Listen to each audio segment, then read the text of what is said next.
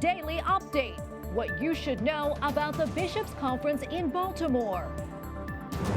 U.S.-China relations. President Joe Biden delivers a direct message to President Xi Jinping. Congressional deadlines, what lawmakers must decide in the coming weeks. And tourist trouble, how Rome is handling its visitor shortage. On EWTN News Nightly for Tuesday, November 16th, 2021.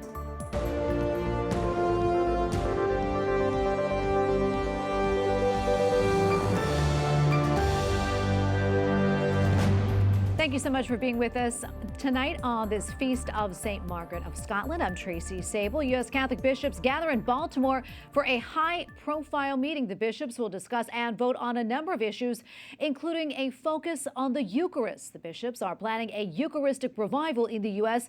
and debating a document about church teaching on the Eucharist. Correspondent Mark Irons reports why this meeting is unique. Let us bless the Lord. U.S. Catholic bishops gathered together for their annual fall meeting. And this is the first time the bishops have gathered in person since the outbreak of the global pandemic. The last time, November 2019, right here in Baltimore. And at this year's conference, a lot of attention will be focused on a document about the Eucharist. The bishops will debate and vote on a draft document called The Mystery of the Eucharist in the Life of the Church. It focuses on the importance of church teaching on the real presence of Christ in the Eucharist, as some polls have shown Catholics don't accept it. Bishop Liam Carey, the Bishop of Baker in Oregon, says he approves of the document. I'll vote for it. Yes, indeed. I think we have to make a statement, especially with our consideration of the Eucharistic revival. We need to get that going. And also to try to in some way, to highlight the importance of fidelity to the tradition of the Church to receive communion. The draft does not explicitly mention denying the Eucharist to any high-profile Catholics, a topic that was examined at the bishops' last meeting in June, when they approved moving forward with the document draft. The bishops will also discuss plans for a Eucharistic revival initiative. But the Eucharistic revival is a missionary project. It aims to draw our people deeper into the heart of the mystery of faith, to awaken what Pope St. John Paul II called Eucharistic amazement. And among other business, they'll elect new chairmen for various committees and vote on new English and Spanish versions of the Order of Christian Initiation of Adults. The bishops kicked off the week with Mass Monday night at the Basilica of the Assumption. In Baltimore, Mark Irons, EWTN News Nightly. And joining me now is Bishop Thomas Paprocki from the Diocese of Springfield, Illinois. Your Excellency, thank you so much for your time today. We appreciate it. Today is day 2 of the conference, as we know, and I know this is the first time that you all have met in person in about 2 years. How is it going so far? Well, it's very good to be back in person with people and being able to be with them and see them. It was very difficult to have our last couple of meetings by Zoom. When you have over 300 bishops on a Zoom call, that's not easy to do. So it's great to be in person, not only in terms of the official time we spend with each other in the meeting, but also in between, just in breaks and lunches and dinners, an opportunity to be with each other. One of the best things I think about what we've done so far is we changed the schedule. Normally we would end our meetings with a day of prayer and reflection, and this time we started with that. So Monday morning we devoted from 9 o'clock to noon with prayer. We had opportunity for confessions. I think people should know there was a long line of bishops going to confession. People should know we bishops do go to confession, and we ask God to forgive our sins as well. And so we started with prayer, and I think that helped set a very good tone for what we're doing here.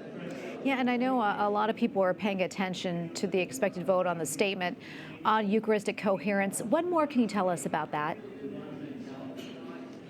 Well, I think what people need to understand is about this document is really to try to help people understand the meaning of the Eucharist. It's unlike what some people are saying in the media are playing this up to be more of a political statement or a statement about politicians receiving Holy Communion. There are really much more fundamental issues than that. If you believe the surveys where a good number of Catholics apparently don't accept or at least don't understand what the Church teaches about the real presence of Christ in the Eucharist. So I think there's a lot of foundational work that we need to do, and that's really what the document sets out to do, is to describe not only those times or the conditions for the worthy reception of Holy Communion, but even understanding the very basis of what do we believe in terms of our Lord's real presence in the Eucharist. Yeah, and it's getting a lot of attention, as you know, from the secular media as well. Did that surprise you at all? No, it doesn't surprise me, because there are a number of Catholic politicians that are very prominent in talking about the fact that they're Catholic, and at the same time they hold views that are contrary to Catholic teaching, so that makes them somewhat controversial, and of course that controversy attracts the attention of the media. And before I let you go, quickly, what are you looking forward to the most from the rest of the conference, and what issues do you hope will be addressed? Well, I think I'm just looking forward to being able to spend some more time with my brother bishops here, and we're just looking at some basic issues in terms of trying to promote our faith. This morning, the Apostolic Nuncio to the United States, Archbishop Christophe Pierre, talked about synodality, and that's been a big theme for the Holy Father. So we're just talking about how do we listen to people, and how do we promote our Lord's teachings and His gospel. Well, Your Excellency, thank you so much for your time today. We know you have a busy rest of the week, and we're praying for you all. Thank you very much. God bless you. President Joe Biden flew to New Hampshire today, stopping at an old bridge in need of repair. He says the new infrastructure deal will finally get it repaired. His visit comes after a long call with China's president aimed at keeping the peace between both world powers. White House correspondent Owen Jensen reports. Owen? Tracy, for President Biden, his trip to Woodstock, New Hampshire today was a chance for him to swoop in and show Americans how the new $1 trillion infrastructure law will help benefit and improve American communities. But at the same time, as you mentioned, he has many other pressing issues, including ongoing tensions with China. President Joe Biden visits a decades-old bridge built just before World War II. It carries State Route 175 over the Pemigewasset River. This may not seem like a big bridge, but it saves lives and solves problems. The bridge has been on New Hampshire's red list since 2014. Businesses depend on it, like the local propane company or the sand and gravel company or the logging trucks. With the new infrastructure bill just signed into law yesterday, New Hampshire will receive more than $1 billion for highways and bridges. Meanwhile, mending bridges with China. Last night, President Biden spoke with China's President Xi Jinping virtually. President Biden, who waved and smiled, said he does not want to see competition veer into conflict. Next time, I hope we get to do it face-to-face like we used to when we travel through China. No breakthroughs were delivered during the talks, but the tone was cordial. I'm very happy to see my old friend. The White House says President Biden raised concerns about the PRC's practices in Xinjiang, Tibet, and Hong Kong, as well as human rights more broadly. He was clear about the need to protect American workers and industries from the PRC's unfair trade and economic practices. He also discussed the importance of a free and open Indo-Pacific. One analyst says it's good the U.S. is trying to put up guardrails. It's one thing to engage an ongoing arms race or to kind of balance against China's military buildup in the Western Pacific, but it's another thing to avoid that spinning up into unwarranted or unwanted conflict and crisis. Now, tomorrow, President Biden heads to Detroit, Michigan to continue touting his new infrastructure law. He'll attend the grand opening of something called Factory Zero, an electric vehicle factory. Now, General Motors says, quote, our all-electric future will transform GM and the automotive industry. At the White House, Owen Jensen, EWTN News Nightly. And coming up later in the newscast, analysis of last night's meeting from Robert Wilkie, Heritage Foundation, visiting fellow and former Secretary of the Department of Veterans Affairs. Congress has a full to-do list and time is running out. The legislative backlog is threatening to push into the holiday season. Lawmakers are waiting for the Congressional Budget Office to tell them how much the president's multi-trillion-dollar climate and social safety net bill is going to cost. And that is just the start. Capitol Hill correspondent Eric Rosales has more. The timeline trying to pass the Democrats' climate and social spending bill is inching closer to the end of the year. Costs and pay-fors may not be made available from the Congressional Budget Office until Friday. Meanwhile, Republicans say the president's agenda is only adding to inflation. Build Back Better does nothing to lower gasoline prices, or reduce food prices, or fix our broken supply chain, or stop illegal immigration at the border. Doesn't make our streets any safer or our schools better for the children. Once they find all that out, they will reject it overwhelmingly. This is just a sweeping socialist wish list in search of a justification. It's another megadose of the same radical recklessness that Republicans have warned against all along. But the Build Back Better Act is just one of the bills facing lawmakers. There is also early December deadlines to fund the government and raise the debt ceiling. Lawmakers must also pass the Pentagon's National Defense Authorization Act. Lawmakers have only a matter of days to come up with an agreement to keep the government running and avoid a shutdown.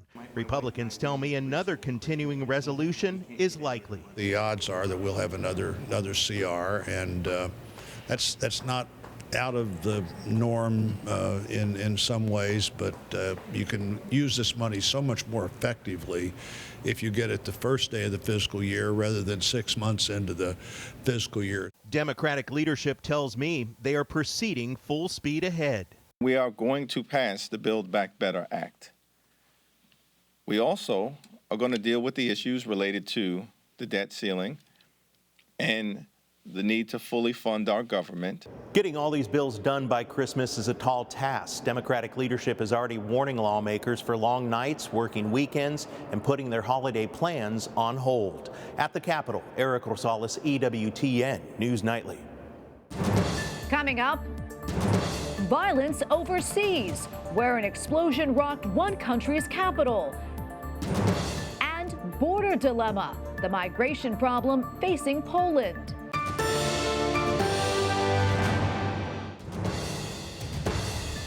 At least 3 people are dead following an explosion today in the capital of Uganda. Security footage shows one of the 2 blasts in the city center. Police are describing it as a coordinated terror attack. 3 suicide bombers died in the strikes. One bomb was set off near a police station. The other was close to a government building. Poland reports an attack by migrants has seriously injured one of its soldiers. It happened at the Belarus border fence. Polish forces responded with water cannons. It is the latest escalation along the dual eastern border, which separates Poland and the EU from Belarus. The clashes have drawn Middle Eastern migrants into the larger conflict between the EU and Belarus. And as we reported earlier, President Biden and China's leader held a virtual meeting last night. Now, during the 3.5-hour discussion, the 2 presidents spoke about a variety of topics, from Iran to the pandemic, as well as the need to avoid a conflict. Joining me now to discuss this is Robert Wilkie, Heritage Foundation visiting fellow and former secretary of the Department of Veterans Affairs. Robert, welcome back. Great to see you. Great to see you. Thank you. Absolutely. Thank you. As we mentioned, President Biden and President Xi spoke about a number of topics last night, but it seems we really don't have a lot of details of exactly what was said in that meeting. What more do you know, and what's your take on how that meeting went? Well, my view is that it should have never taken place. There was nothing that if President Biden was so inclined to ask for that Xi would deliver on. You have to remember that this is a regime that is stealing billions. It is bankrolling the fentanyl gangs in our country.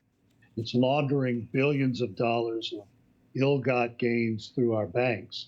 And it didn't even have the decency to protect President Biden by showing up at the climate summit, in addition to its threatening of its neighbors. So the Chinese take this mantra from the State Department that you have to meet to discuss, no matter what the topic is, as a sign of weakness, and I think they plowed right through that. They came away telling their people that they told the president that he should not defend Taiwan. So that's the only thing that came out of it. Yeah, and I want to jump off of that. That was going to be my next question. I mean, they did talk about Taiwan, a very hot-button issue. And I read the White House readout of that meeting, and one of the things it mentioned was President Biden mentioned that the U.S. remains committed to the one China policy, and also mentioned that the U.S. strongly opposes efforts to undermine peace and stability. across the Taiwan Strait. Can you help us unpack that, what that all means? Sure. It's 110 miles from China to Taiwan. Taiwan is the linchpin in Xi's strategy to take control of that part of the Pacific. Because if you control Taiwan, you control the access on the sea lanes and the air lanes to Japan, Korea, and the Philippines. It is the most heavily traveled part of our sea lanes in the globe. So to control that controls world commerce. If he can take Taiwan, he can control that space. Right now, what we have to do is not only make sure the Taiwanese have everything that they need to protect their island, but we should be helping the Japanese and the Koreans, the Vietnamese, the Filipinos, and the Indians and Australians with everything that we can give them to deter China, to make sure China is ringed by people who understand what the threat is and do as much as we can to prevent that threat from manifesting itself kinetically. And we don't have all the details, as I mentioned before, of that meeting. But do you think that that was actually conveyed during that meeting? I don't know. President Biden has given no indication that he wants to be tough with the Chinese. The Wall Street Journal has said that this administration has returned to the Obama era of appeasement. If you look at what happened to the Secretary of State, he was harangued and embarrassed on our soil by the Chinese foreign minister. And my view is that any president like Richard Nixon or Ronald Reagan or even Donald Trump would have said, we're not going to be lectured about human rights by a country that has murdered 100 million of its own people since 1949 and is waging a war against Catholics and Muslims in its own country as we speak.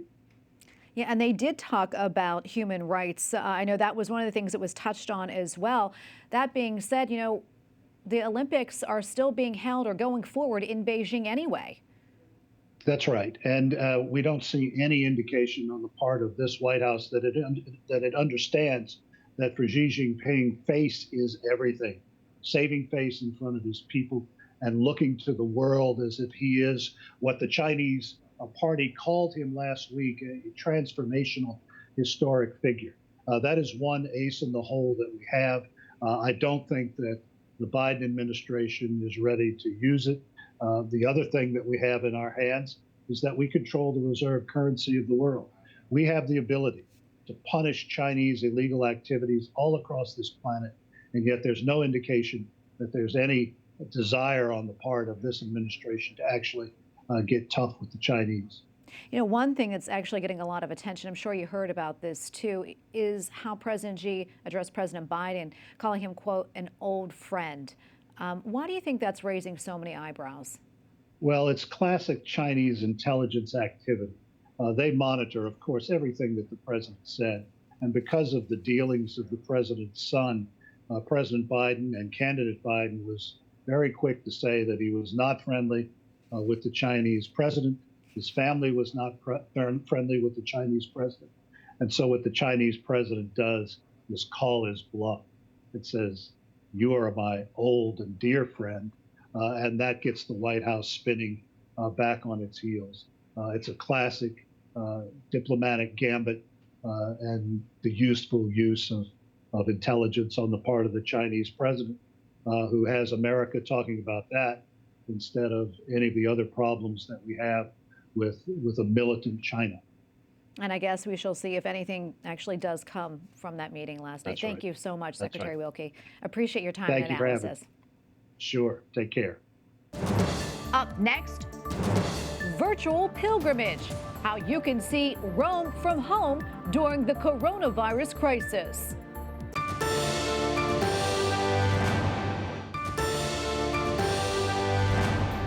Due to a declining number of tourists, only 50% of the hotels in Rome will be open for Christmas. After a wave of pilgrims during All Saints weekend earlier this month, hotels are now preparing to close again. But Rome is not the only city feeling the crunch.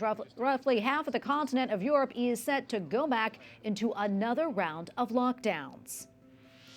Joining us now from Rome is Teresa Tomeo, founder of T's Italy Travel Consulting Services and radio host of EWTN's Catholic Connection. Teresa, great to see you. Before we talk about the situation in Italy, as we reported earlier, as you know, the U.S. bishops are holding their meetings this week in Baltimore. I'm wondering, what are your expectations of what will come out of those meetings? Well, I think I would like to speak on behalf of our radio listeners and the folks who've contacted those of us who, are on the air as you are every single day. I think what people are hoping for is some clarification and some real strong statements, not just concerning pro-abortion Catholic politicians such as the ones who are so high profile as Nancy Pelosi and Joe Biden, but I think really just encouraging us to stay the course, to keep preaching the truth in love, but with their help in terms of really helping to educate Catholics about the importance of the Eucharist and what it means and how we have to be in a state of grace in order to receive the Eucharist. There needs to be clarification. People are praying and they want to support the bishops and encourage them, but they're really hoping for some clarification this week, and we're praying for them as well, of course. Absolutely. It's a really important week for sure. I want to get back to that situation in Rome, Teresa. I know you're there now. How does it look compared to the previous trips? And also, can you tell us something more about your project called Rome from Home Virtual Pilgrimage? Yes, you and I spoke back in June when I was here, actually starting our taping for the Good News Rome to Home Pilgrimage, which is going to be a series of different interviews and different discussions on life in Rome, and of course a lot about faith in terms of how do we apply our faith, what can we learn in this eternal city about our faith, about the beautiful, the true, and the good. So we came back to wrap up the Rome portion because next we're going to be moving on hopefully to another region such as Tuscany and looking at some of the great saints in Tuscany and also some of the great sites in Tuscany, such as Florence and Siena. And also I came back with my husband, Deacon Dominic, to take part in the beautiful event for the Vatican Patrons of the Arts, the Michigan chapter. We're proud members, and they had their pilgrimage this week. And so we also had a chance to visit with Dr. Barbara Yatta from the Vatican Museums, and also Dr. Liz Lev and many others who always just help us grow in our faith through the beautiful, the true, and the good, especially the religious art. I think it's much better, Tracy. It was starting to pick up in June when we last spoke, but I'll tell you what, the streets are crowded again. I'm seeing more tourists. The Vatican was a little bit busier. It's still a lot easier to navigate. So I said this in June, and I'll repeat it. Come now before, the hordes of tourists start returning to this amazing city and country. Now is a really good time. I would say in the next year and a half before it's going to get too busy, where you still can see all these major sites and not worry about being shoulder to shoulder with people. So it's getting busier. It's not nearly where it was a few years ago pre-COVID, but it's better than it was in June. Yeah, I think you sold us, Teresa. We are there. Before I let you go, you had a really exciting interview. I don't want to give it away, so tell us who you interviewed and what you talked about. Well, I'm so glad you asked me about this because one of the points that John Hale from Corporate Travel and the Michigan Patrons, who's working with me on this Good News Pilgrimage special program that we're hoping to roll out next year, we had to move it back because of a few production issues. He reached out to the maestro, Andrea Bocelli, because we wanted to feature some of the wonderful gifted talents. In addition to the artists past and present, we thought, well, let's give it a shot. All he could say is no. And his people said yes, and we sat down with him a few days ago and actually did a very nice Zoom interview. I'm going to share a little bit of that interview on Friday on Catholic Connection in the obviously the national hour for all of our listeners, and you can tune in at EWTN.com. Just go to our live section or at AveMariaRadio.net. He was very gracious. He talked about his American tour, which is starting soon, and he also talked about his beautiful foundation, the Andrea Bocelli Foundation, and he talked about why folks should consider coming to his homeland of native Italy. So it was a very nice conversation. Half of it was in English. The other half he spoke through an interpreter. But he was very gracious and lovely and really wants to encourage people to think about coming back to Italy. Well, excited to see that. And Teresa, thank you so much for coming on. Always great speaking with you. Same here, sister. God bless you, and God bless all your viewers. And we thank you for watching tonight. For the entire EWTN News Nightly team, I'm Tracy Sable. Good night and God bless.